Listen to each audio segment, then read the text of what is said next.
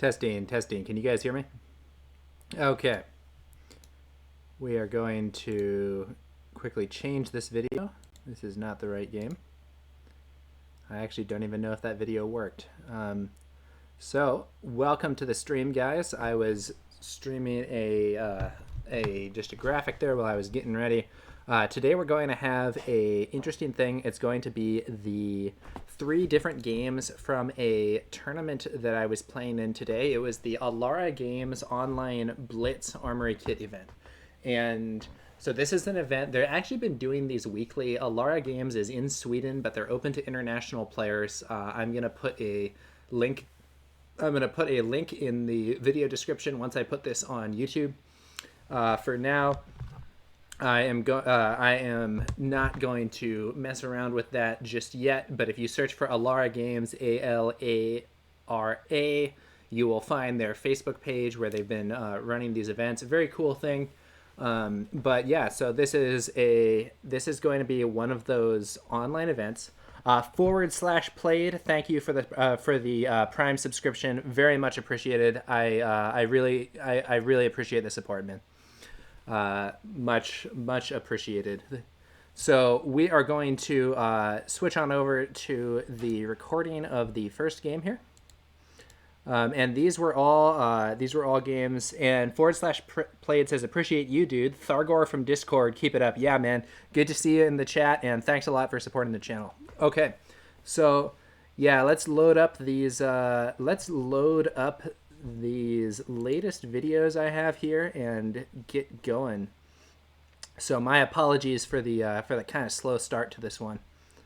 I've been testing out a few new things for the future of the stream. Nothing to show on that just yet, but we will have some stuff in the future that should be exciting. Okay, so this should be the first game.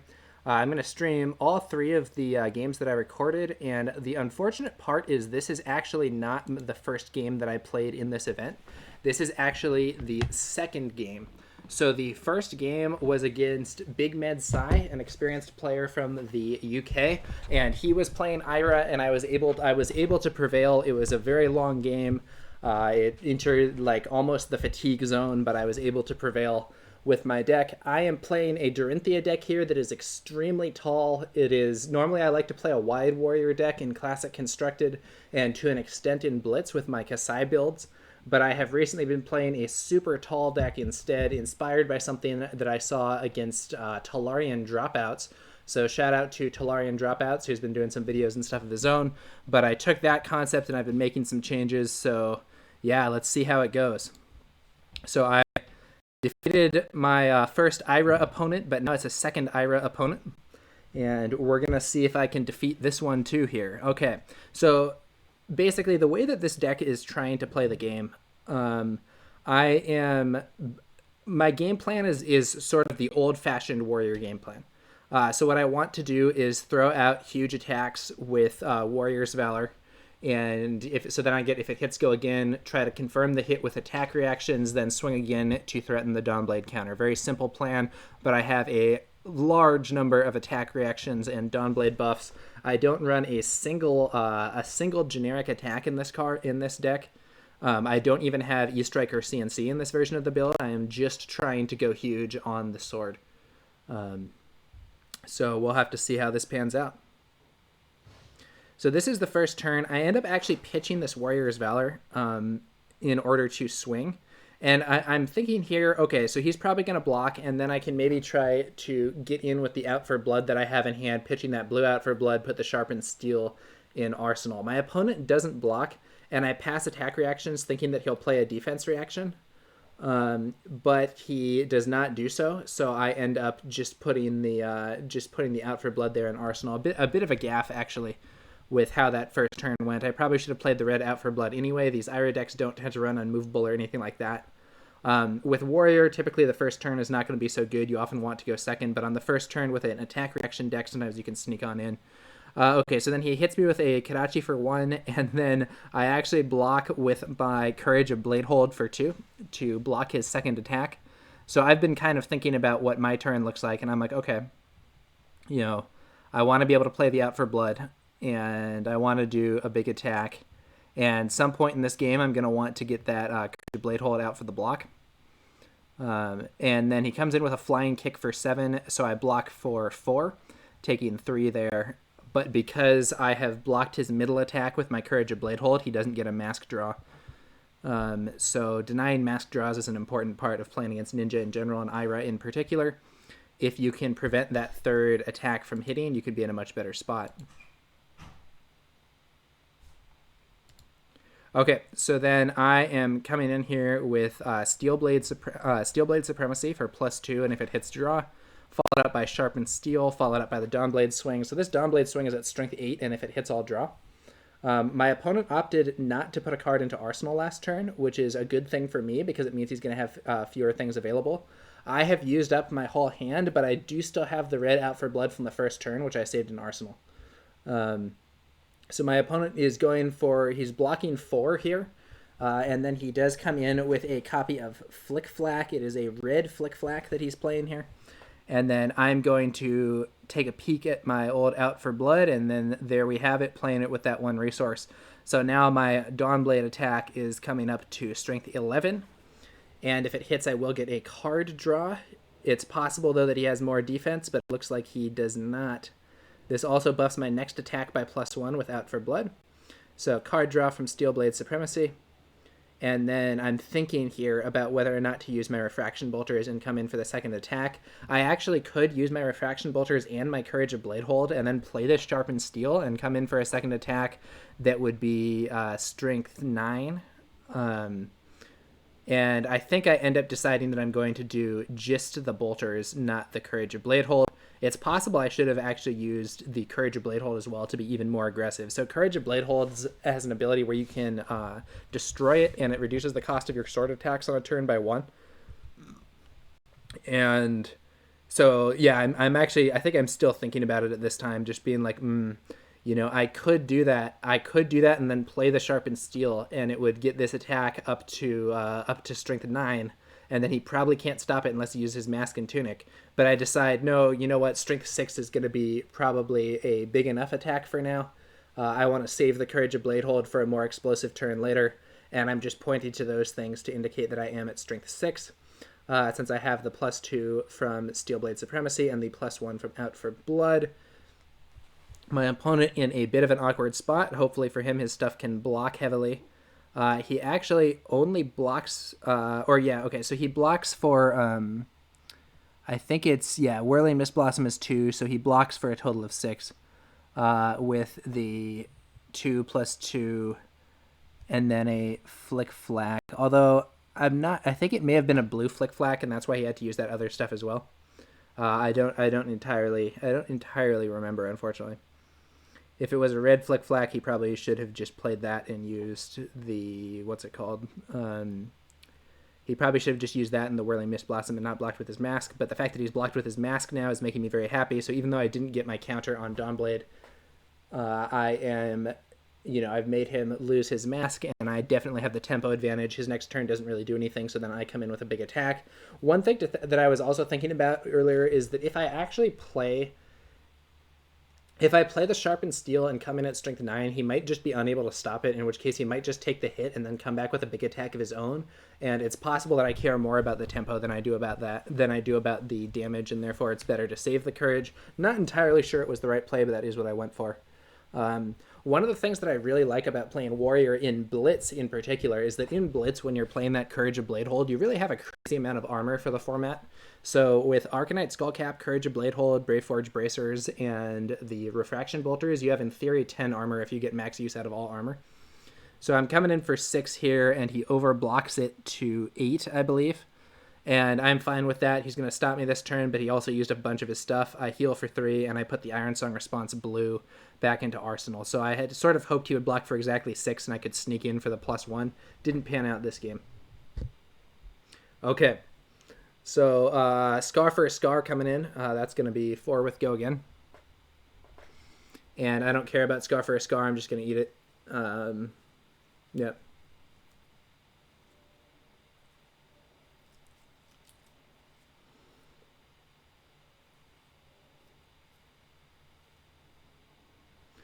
And I think I'm thinking about maybe whether or not to block with one of the cards from hand, but I'm like, eh. One of the things about this is I'm trying to be the aggressor. I still have that Sigil of Solace there. You know, one time or another, I figure I'm going to probably use that. So then I'm going to pitch the hit and run to play for the Warrior's Valor blue, and then come in for 4 if it hits go again. And I have the Iron Song Response red in hand and the Iron Song Response blue in arsenal to give me a few little tricks. My opponent plays a Flick Flack red to block the whole thing, and I sneak in there with the Iron Song Response blue for +1, putting me at 5 to his 4. He doesn't have another defense reaction or chooses not to use it, so I get in for 1 point of damage, and I then swing the Dawnblade again, this time for 3. I could have pitched the Sigil of Solace to use my bracers and then swung and still had the Iron Song Response. But I think that the difference between 3 and 4 is somewhat limited here, given that he has his Flick Flack buff up, so if he blocks with a combo card, he's blocking it for +2, normally meaning that he'll be blocking for 5. I would rather him not block for 5, but I do have the Iron Song Response that can sneak in either way. So he does go for the block for 5, and I sneak in with the Iron Song Response red, bringing my attack up to strength 7, or I'm sorry, up to strength 6, so another 1 point of damage. And 1 point of damage doesn't seem like a lot, but it also means a counter on the Dawnblade. And the counter on the Dawnblade is going to be very important because now I'm up to strength 4. And with all these attack reactions, you know, my game plan is once I get that counter, I do not want to let it go. So my opponent comes in with a Kadachi hitting me for 1. His second Kadachi swing would hit me for 2, but I block it with my Brave Forge, with my, not Brave Forge. I actually don't, yeah, Brave Forge Bracers, that's right. And then he comes in with a leg tap for 4, go again. So I blocked the second one with equipment, just in part because I want to be using up my equipment here to stay in the zone. He doesn't really have stuff that pressures me in terms of... critical on hit effects, except I guess... I don't know. There's some stuff, but with the mask disabled, I'm less concerned about the on-hit effect. So that would have been a good thing to do, even if he still had the mask. Debatably, because he didn't have the mask, I should have saved it. I do opt to just take 4 because I want to do another big turn.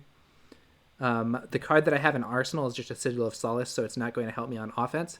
So then I'm going to swing Warrior's Valor plus Dawnblade. I believe it's a Warrior's Valor yellow, and the Dawnblade has a +1 counter. So at this point, this is coming in at strength 6 if it hits go again. Once again, my opponent doesn't have anything in Arsenal, which is not where you want to be against Warrior, and is a place where I am very happy to see my opponent. You know, it really limits the options, especially the strongest options against the Warrior, which are the defense reactions from Arsenal that can really shut some things down. But, you know, that's not what my opponent is presenting me with, and I am presenting him with a Dawnblade coming in for strength 6 if it hits go again. And I have a Iron Song Response blue in hand as well as a route. He's thinking it over.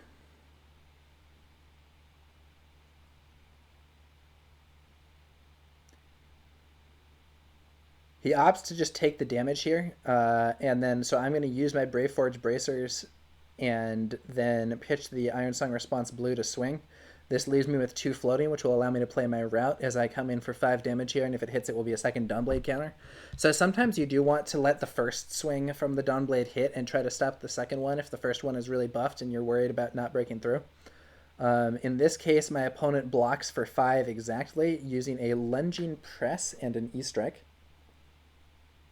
And I decide to route, and I give him his E-Strike back. The E-Strike is a much better card than Lunging Press, but it also blocks for 3 instead of 2. And I'm just trying to get a ton of damage here. I think with the route, so he plays a Flick Flack to buff up his defense, but it doesn't stop the attack completely. So I actually get in for a little bit of damage here, and also get a second Dawnblade counter. So now I'm feeling pretty happy about this. The one downside is that the route did give him that E-Strike back. I know he can E-Strike me, but I am thinking, okay, you know, I have more life than him at this point. I still have some armor block left, and I do have that Sigil of Solace in the arsenal as well. So then he comes in with the E-Strike, and E-Strike sends that to the bottom. I think this is an E-Strike. I don't remember specifically which E-Strike this is. I think, oh, it's E-Strike 5 draw. That's what it is.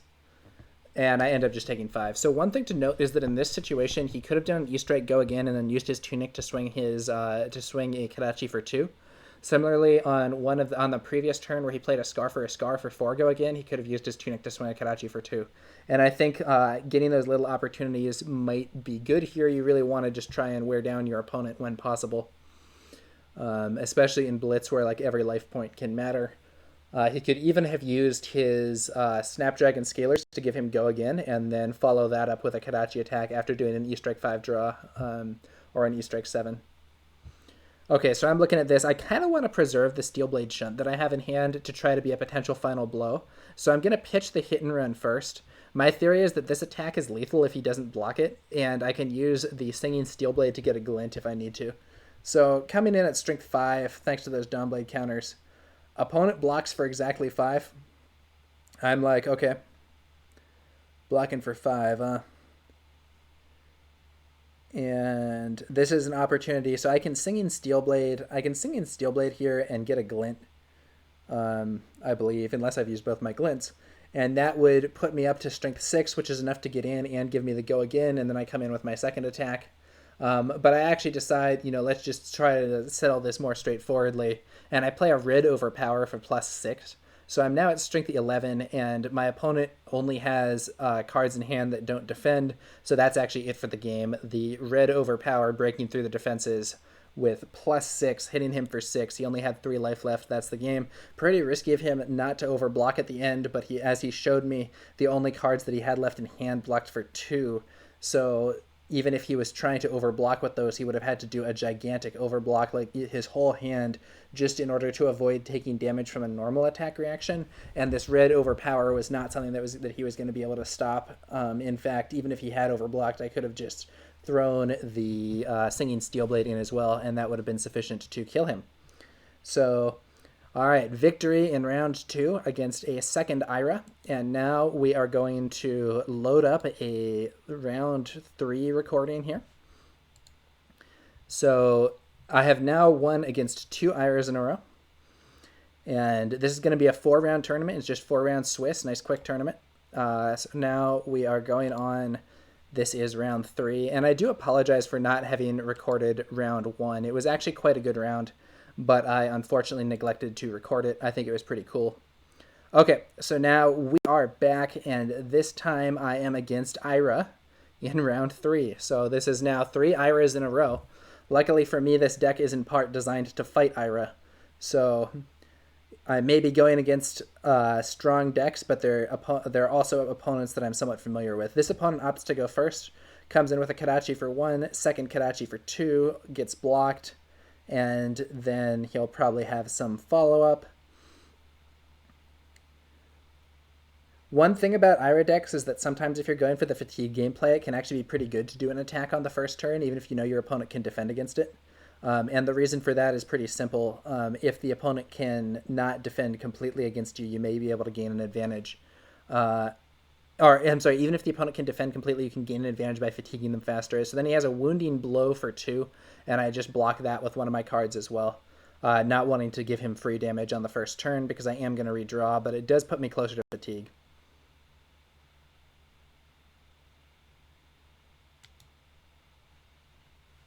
Okay. So then, meanwhile, I am taking a look at what I've got here.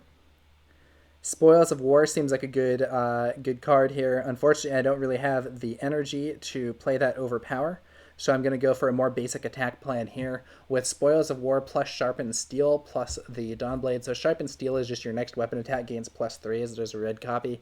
Dawnblade is coming in for 3, so that's going to be a total of strength 6. And then the Spoils of War with the +2 go again. If it hits, I get 2 copper. So I am at this point coming in at strength 8 with go again. This isn't actually that good, as I don't have an attack reaction to threaten anything above this, but I'm hoping that at the very least I'm going to get some blocks out of his hand and maybe lower the degree of punishment that I'll have to take on his next turn. Even if you don't necessarily get in, it can be important to throw stuff out there just to try to get some tempo. And then I'm thinking that Glint is a pretty good card to put in Arsenal. Now, normally you might not want to put a blue in Arsenal. This deck actually runs a very large amount of blue, more than my normal decks. I think I have 15 or 16 blues in this thing. And so that's going to be pretty different relative to what I often play. And it does mean that I don't have to worry about like having a blue there and drawing all red. That's less of a consideration with this. So we're going to see a double block. I believe that's a block for 5. I say no attack reactions because I'm getting in for 1. He accidentally shows me an E-Strike that he has in Arsenal. I think he thought it was a defense reaction in Arsenal, and then it's a Flick Flack for 4. So he's defending for a total of 9. I don't have an attack reaction. If I did, I would try to get through, but I don't. But I'm actually pretty happy with this because not only did I get 3 cards from him, he also showed me that E-Strike, which now means that I can plan around him having that. So just a little bit of information given up there, but it could be pretty relevant. So then he's going to, I know that, so like right now on this turn, so he hits me for 1, then his second Kadachi is coming in for 2, and sometimes I might block against this to try to, in the thought that, oh, I have to block in case his third thing is something that will trigger his mask, and I can't easily block it with one thing. In this situation, because I know he has that E-Strike in Arsenal, which he can't play, I'm a lot less threatened than I would be normally. So I'm thinking about this. I'm also thinking about what I have in hand. So what I really want to do is play Steel Blade Supremacy into Sharpened Steel, and swing big and potentially have that route as well as the glint. So I can potentially do a really big turn of my own, and I'm just thinking, do I want to block? Do I want to conserve resources? What does my attack look like? In particular, I'm thinking, am I going to be using my Courage of Bladehold next turn to try to get the most out of this attack? The answer is I am. I know that I want to use the Courage of Bladehold because using it is going to allow me to have an even bigger attack. So I do block that attack even though I know that he doesn't have a follow-up, and then I'm going to be able to do my own game plan of Sharpened Steel, pitch into a Steel Blade Supremacy, and use Courage of Bladehold, and then swing. So then I'm coming in for a total of 8. If it hits, draw a card, and I have a route in hand to try to guarantee that I score that hit. I also have a Glint the Quicksilver in Arsenal, which is potentially going to get me a go again and a draw.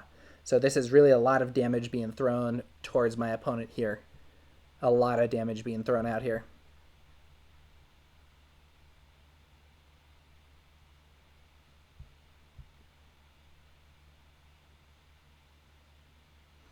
And he is thinking about this. So one other thing is that I do have the Refraction Bolters, so even if I don't use the Glint, I can potentially use the Bolters for go again, but I probably want to save that for later. Especially because I haven't blocked with it yet. I'm looking through his arsenal to see what defense reactions he has. He's only played the Flick Flack. I looked through not arsenal, discard pile. So he's going for a double block for 6. It looks like throws in his breaking scales to go up to 7. I throw out Glint for the go again and draw a card. I ask him, anything before that resolves, and he plays a Flick Flack. It is going to be a blue Flick Flack, I believe. So he is now blocking me for a total of 9 against my attack coming in for 8. Then my draw resolves, and he will have that Flick Flack buff. So I'm thinking about this. I'm like, all right. Thinking about this situation, and luckily I did make the play that's going to allow me to use this route. Now, I actually think I did this slightly badly. I don't think I needed to use Courage like I thought, because I did have the potential Glint draw with which to fuel the route, and then if I hit, I'm going to get another draw. So I think I kind of overdid it, but I do end up routing his Soulbead Strike here in case he has another attack reaction. So I'm now at attack strength 11, and he is defending 6. So I land 5 damage. I get the draw from Steel Blade Supremacy. I have the go again, and I also have the +1. I also have the, the -1 cost from my Courage of Bladehold, which lasts for the whole turn. So then I'm going to pitch, use my Refraction Bolters, and swing Dawnblade. So then this is going to be +1 from the Refraction Bolters, and it still has the +2 from Steel Blade Supremacy. So it's coming in at strength 6, and if it hits, I'll draw a card and get +1. And my opponent double blocks for 6, and so he thought that he was actually blocking for 8 here, but I point out to him that the Flick Flack effect is not active because neither of those cards he's blocking with have combo. So he blocked for 6, but luckily for me, there is the Stroke of Foresight coming in for a +3. So I'm up to 9. I draw a card and get to choose top or bottom. I choose bottom of the deck there because that Shunt is something that's a little more defensive and more of a finishing move, and I want to keep the pressure on him. So I'm going to land 3 damage there. I get another draw. It's a blue out for blood, which is not optimal to put in Arsenal, but I do so anyway just to draw through faster and try to get more stuff out there. And then I am going to get rid of all this stuff. There's a lot of cleanup here with this deck. After a very big turn, lots of draws, lots of stuff there. I decided to put the out for blood above the energy potion. And okay. I forget to put the +1 counter on Dawnblade here. This is, I think, mandatory. I don't fully know what the miss trigger rule is, but then I point out, oh yeah, and the +1 counter on Dawnblade, you cool with that? My opponent says he is. I don't know what would actually happen if like you forgot something that's supposed to be mandatory, and you know what happens there. I know if you forget Tunic in this game, like you just forgot because it says you may, but the Dawnblade one is mandatory, so I'm not entirely sure how that works.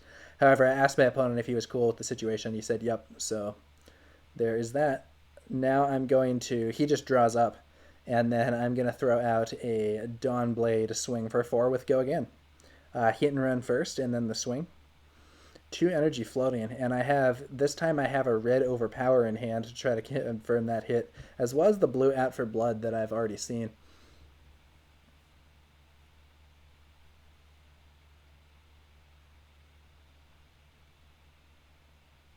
So this deck is big on the attack reactions, as you guys have probably noticed. And my plan here is to just make it tough to defend against. Sometimes opponents end up overblocking a lot. Sometimes opponents end up letting too much stuff through. Once again, my opponent finds himself using his mask to block relatively early, so he goes for a large block. That's a 5 block against my attack coming in for 4. So overblocking by 1. And I pitch and red Overpower for +6. So I'm now at strength 11, I'm now at strength 10 to his 5. So even if he has a defense reaction for +4, it's not going to quite do it. 5 damage lands, and I have the Go Again. And so I do have the blue out for blood in Arsenal. I could have used that there actually, but I want to save that for the future to like maintain some tricks. And I just use the Brave Forge Bracers and swing. So then I'm now coming in this time just for 5 instead of for 4. And if this hits, I'm going to get a second counter. And this time the opponent does block for 5. I can't play the out for blood in Arsenal because it costs 1. So he's going to stop me there, and I don't get my second counter. However, I did once again make him block a lot and do some damage and keep my own counter. So I'm feeling pretty happy about this. And I know he has that E-Strike in Arsenal too, so I haven't been worried about a defense reaction in Arsenal this game, which is a good spot to be in. Now he can throw out an E-Strike here and do me some damage potentially. So let's see. Looks like he's thinking about what to do exactly. I know that's E-Strike. I don't know what his other card is, since he did accidentally show that to me on that on my own first turn, I believe, when he was going for the defense reaction. It can be pretty important not to give up information. You know, sometimes you just leak information through minor misplays, showing your opponent cards in your hand accidentally, knocking something over, that sort of thing. And those things can be actually quite negative. You know, obviously no one wants to be showing your opponent your hand or whatever, but it really gives the opponent the opportunity to plan around something. So he goes with, I think, an E-Strike 7 here. Looking at what I have 2 copies of Warrior's Valor Red. I end up deciding to block with one of those copies. And he actually triggers his Snapdragon Scalers here to give his E-Strike 7 Go Again. He doesn't really have anything, but he can... so I take 4, and then he does actually use his Tunic to come in for 2, also with Ira's ability giving +1 to the second attack.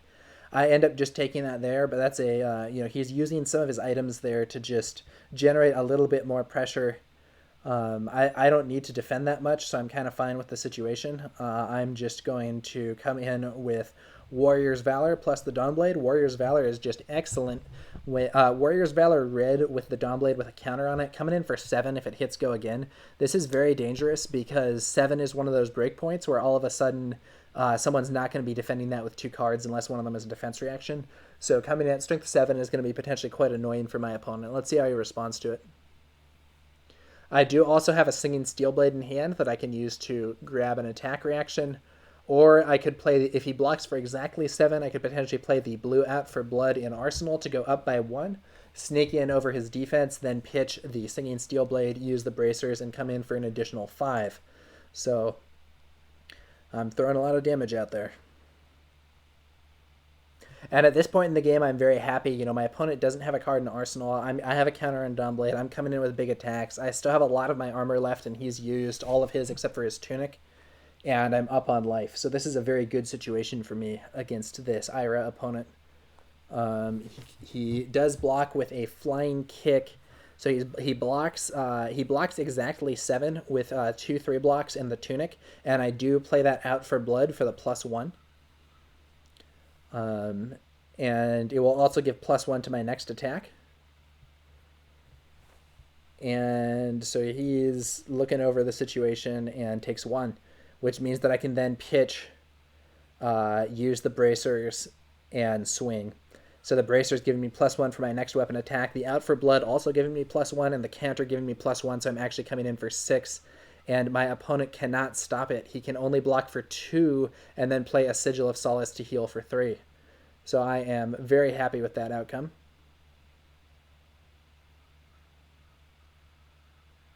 It only does 1 damage total, but it does give me a second Dawnblade counter. And that second Dawnblade counter is going to mean that it's going to be even harder for my opponent to stop me next turn, especially now that he's out of armor. And his own turn is just going to be a draw up. Not a good spot for him, and now I'm going to be able to throw in another attack. I look at my hand and I see there I have that red overpower. And so you might think this would be a good opportunity to go for the Warrior's Valor play. But the thing is here, I want to be able to play the red overpower. And if I play the Warrior's Valor, even if I pitch Sigil, I will not have enough energy after Warrior's Valor and swing to play red overpower. So instead I decide I'm going to pitch the Warrior's Valor, come in with Dawnblade for 5, and I can potentially use my bolters for go again if I get a hit on this first one that doesn't kill him. So I'm coming in for 5, and I am threatening the red overpower to try to do even more damage. My opponent is blocking this just for 3, so currently I would get in for 2 damage. And then he throws in a red Flick Flack to block for a total of 7.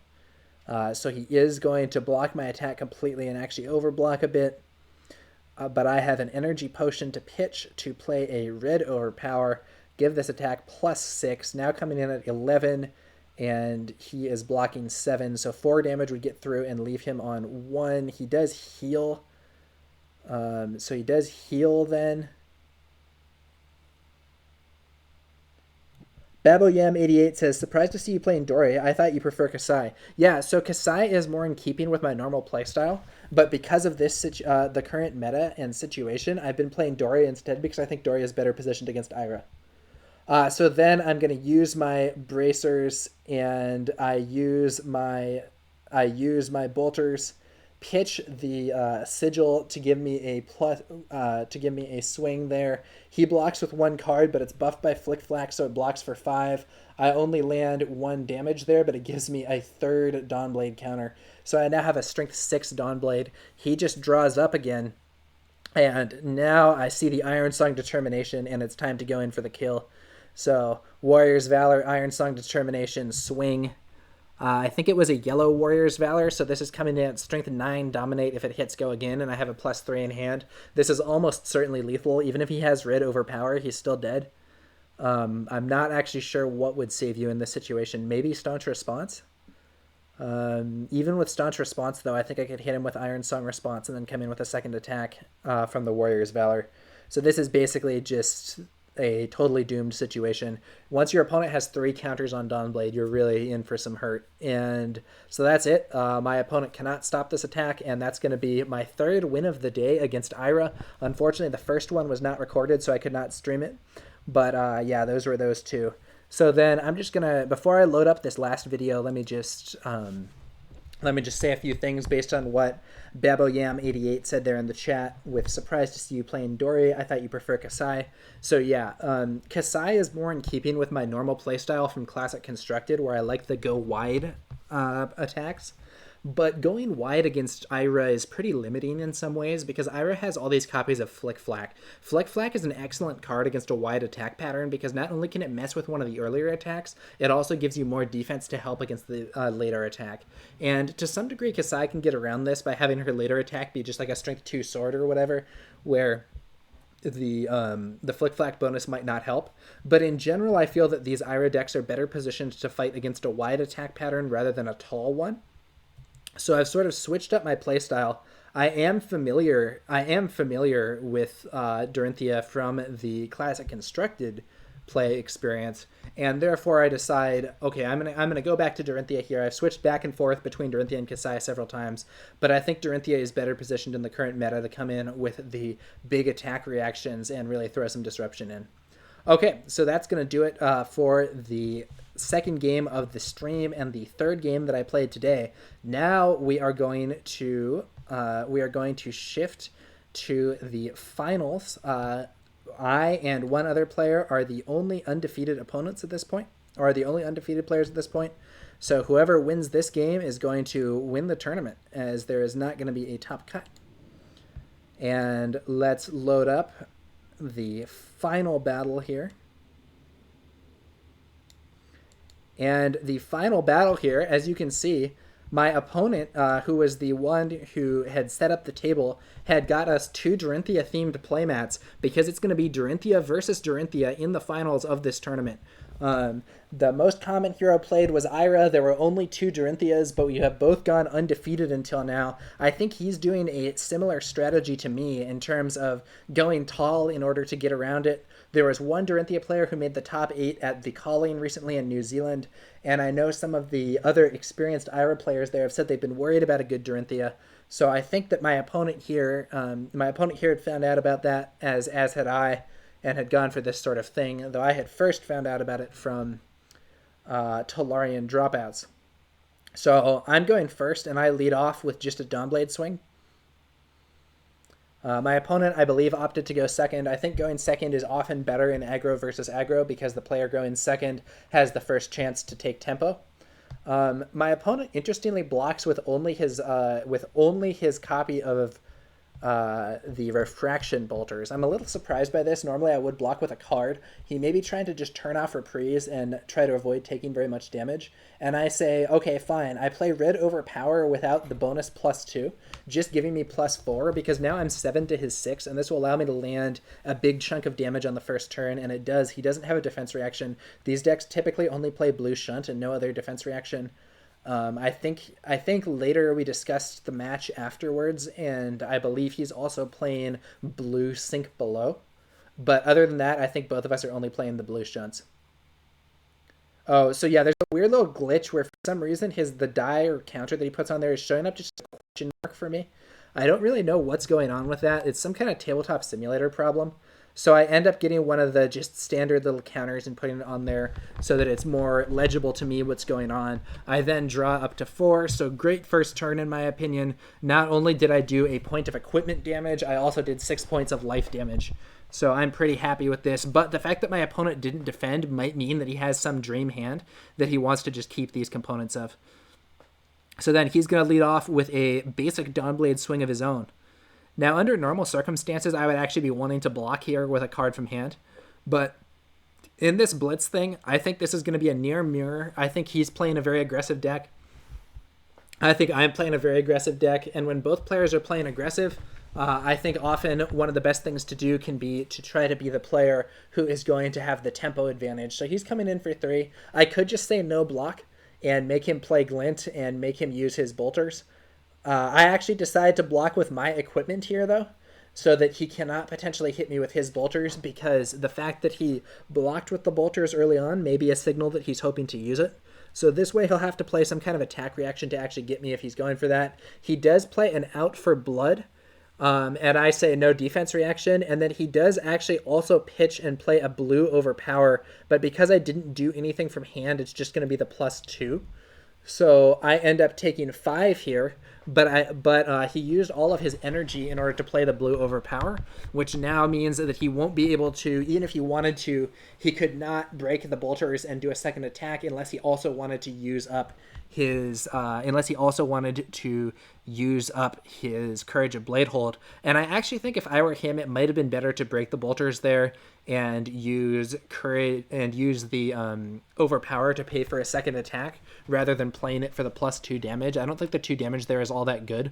I'm not sure whether he wanted to do that because I had done a big overpower turn to him, or whether he just wanted to conserve the bolters for a later time. There is a good argument for saving those bolters until later on. So I'm looking at my hand here.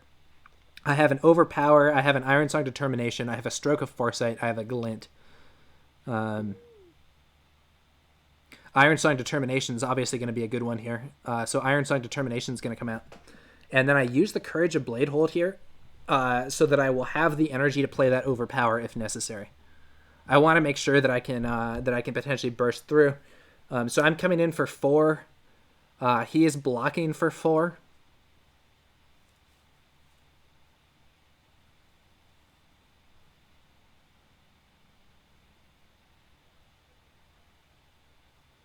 So it's currently an exact block. And I'm thinking about what might he have. I think he's also maybe thinking about, so he ends up actually, he does throw in his Arcanite Skullcap, so he's actually blocking for 6 here against my 4 with Dominate. So I can sneak on in though with a Stroke of Foresight, or potentially with the red Overpower that I have in hand. I could also play that Glint for the go again.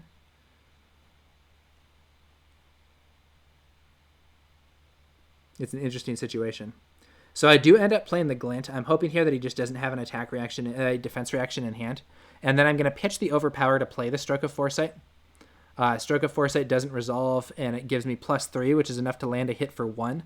And then I'm going to just use the Courage. The fact that it still discounts this means that my second Dawnblade swing here is also 4 with Dominate, and he just takes the hit, which is like good for me in one sense because it means here's my Dawnblade counter, but it's also bad for me because it means my opponent is able to say, okay, now I'm going to come back and hit you, and it's going to be a hard hit. As he has a full 4-card hand. I think in this situation he was trying to just use his equipment and maintain his cards in hand for potential aggression against me. In this war of aggro versus aggro, often tempo is key, and he has successfully maintained a bunch of tempo. Now I have to see whether or not I am going to be able to use my Dawnblade to come in with a big threat against him next turn, or whether or not he's going to make me block a lot. Let's see what happens here. 4-card hand from an enemy warrior, and I know he's probably playing a tall deck. Not what I most want to see. He uses his Courage of Bladehold, so his sword attack will not cost him any energy this turn either. Now, both of us have been using our armor pretty aggressively, him more so than me, but both of us have been using our armor pretty aggressively. In Blitz, because you start with that armor, and you're always going to have it, armor can be a great way to protect yourself early on in the game, and also you use those abilities for kind of an explosive turn. So I know sometimes people talk about Fyendal Spring Tunic for Warrior. So Fyendal Spring Tunic is probably a stronger card in Constructed. I think it almost certainly is. But in Blitz, Courage of Bladehold having even just if you block with it once and then use it, the single extra point of life can matter, especially because Courage favors blocking with it early where it may be more important for the tempo situation. And then the discount on the weapon swing can also be pretty sweet. So he goes for so he uses his Courage of Bladehold, and then he plays, I believe, a Warrior's Valor red, and then swings Dawnblade for 6 with Go Again. So scary situation for me. So I'm looking at my cards in hand. I do have a Steel Blade Shunt that I could potentially use defensively, but I actually don't want to be defensive. I want to be offensive. And I'm thinking about how I can best defend against this. So one thing that I could do is I could use both of my pieces of armor and one card to block for 6, force him to play an attack reaction if he has one, and then just see what happens from there. Another thing that I could do is block with cards from hand, but I actually just decide, nope, you'll hit me for 6. Now we're both on 9 life. And then I am going to come at you next turn big time. And so he then uses his copy of Braveforge Bracers. Actually, I don't think I caught this during the game, but he improperly moves his Warrior's Valor Red to the pitch zone instead of to the discard pile when he's clearing the combat chain there. So that's not correct. So then I'm going to block for 4 with 2 pieces of equipment. And he does play a... what card is that? I believe it's a Stroke of Foresight that he plays for the +3. So he is now going to hit me for 3 and get a counter. And he looks at his cards. He's thinking about, do I want to send one to the top or the bottom? If so, what is it? He's looking at those top cards, and he looks like he's going to make one choice, rethinks it, and then sends that card to the top. And so I'm saying, okay, so here I could play the Steel Blade Shunt to stop his attack, but I would have to pitch a card to do it. So I'm actually not going to do that. I want to be aggressive. And he then also plays an Iron Song Response Red, giving him a further +3. So this is actually, he's hitting me for 10 here, and I'm only blocking for 4. So I'm going to take 6 damage, and that's a lot of damage when you're this low on life. But in exchange, the big exchange that I made for all that damage is that now I have the opportunity to do another big turn. So kind of, in some ways, what he did to me last turn, I'm doing to him this turn by under defending relative to what you would do normally in order to retain a lot of tempo. 3 life, though. 3 life's a low thing. I actually make a bit of a gaffe this turn. I thought that he was at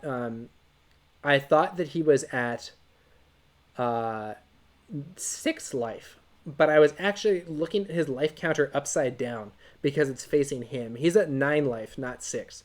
So I then play the Warrior's Valor into the Dawnblade swing here. But it's only a blue Warrior's Valor, so I am at this point swinging for 5 if it hits go again. However, at this point, it's a higher priority for him to defend to avoid me getting a second counter or try to make me lose my first counter. So I'm hoping that the pressure there is going to relieve for me a little bit and will allow me to have a more comfortable turn next time instead of dealing with a bunch of aggression from him yet again. On the plus side, I do have more armor than him right now because my Skullcap is alive for 1 more block and his isn't, and I also do have my full blocks from my bracers. But he has 6 points of life, which is better than the 3 more points of armor that I currently have. Furthermore, if he goes below me on life, then his Skullcap block will be active again. All right, 5 go again on hit. He blocks for 1. This does indicate a potential defense reaction, but and I'm thinking he may do a defense reaction for 4. He actually doesn't. He's just going to take it.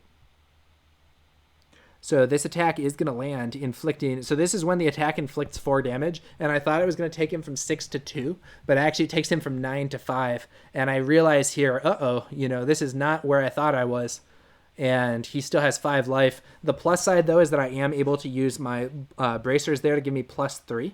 Which then means that I'm threatening 5 damage, which is actually lethal. He doesn't even block. He just plays a Sigil of Solace. So he heals 3. He heals 3 and then takes 5. So he takes 2 overall, going down to 3 life. Now we're both at 3 life. Scary Larry 1, thank you for the follow and subscription. Very much appreciated. Thank you for coming out here and supporting the channel. It really means a lot to me. Thank you very much, sir. All right, so now we are going to see my opponent. He has 3 cards. This is more cards than I was hoping he would have at this point. With me only at 3 life, that could easily be a potential lethal here, and I have to really think about what's going to happen. On the plus side, I have drawn a red Sigil of Solace.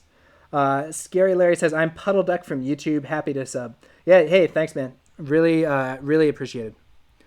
It's kind of funny too, the different usernames that people have. I know /played earlier was saying that he was Thargor from Discord. You're saying you're Puddle Duck from YouTube. It's kind of funny the different account names people have over different services.